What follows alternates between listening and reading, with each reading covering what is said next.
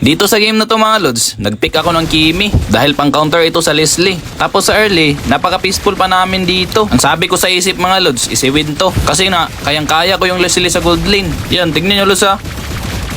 Tignan nyo. Tumatakbo na yung Leslie Lods. Tapos pagkapitas ko sa kanya, yung Natalia, nagulat talaga ako. So ang sabi ko sa isip ko Lods, di naman ako target nito. Pero mali pala yung inakala ko sa kanya. At tapos, hindi lang Natalia yung nakatutok sa akin mga Lods, pati na din yung Lunox. Kaya dito sa game na to, grabe talaga yung intense. Pero syempre, hindi talaga ako magpapatalo. Yan yung Bisaya mentality. Malakas talaga yung mga Bisaya mga Lods. Syempre, pati na din yung mga Tagalog kasi idol ko mga yan. Yan dito, nagsisimula na nga yung Natalia, tumitipi pa sa akin. Kaya dito nga, mas nagkaroon ako ng rason para gusto ko tong ipanalo tong laro na to. Kasi tinitipihan ako ng Layla mga Lods, tapos tinarget lock pa. Mamaya yan sa atin yan. Kasi napapansin ko din mga Lods, pag pinipitas ko yung gold lane, nagbaback up agad sila. Oh, tignan nyo yung Lunox dito. Yan, napitas ako dito Lods. Yan, pansinin nyo ha. Yan, pitasin ko tong Leslie, tapos magbaback up yan. Sa mga Leslie men dyan, huwag kayong makipagsabayan sa Kimi mga Lods, lalo na pag early. Dito na naman. Dito na naman sila. Grabe talaga. Dito mga Lods, parang naiinis na ako sa kanila. Kasi ako lang talaga yung target lock nila. Mamaya talaga kayo sa akin. Ang ingay mo, Bisaya, please. Kayo ha, kanina pa kayo ha. Dito. Yan, grabe yung Natalia dito Lods. Tingnan nyo ha. Maghihintay lang yan ng KS. Tingnan nyo.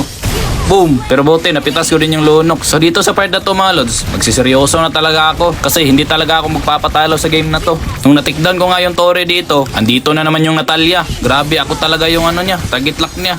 Target lock po pala ako boy. Ano boy? Ikaw, kanina ka pa. Ano?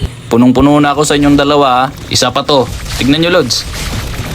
Grabe na talaga yung galit ko dito sa Natalia na to. Kaya gagamitin ko na yung 100% ko na lakas. Ito, seryoso na ako Lods. So pag ganito yung nangyari, for example, diba, tinatarget lock kayo sa early. Huwag kayong mainis mga Lods. Huwag kayong gumaya sa akin. Pero buti na lang dito sa late game mga Lods, nakafocus na talaga ako. Kasi pag na-tilt ka, matatalo ka talaga sa game. Yung sugod ka lang ng sugod para lang makabawi talaga sa kalaban.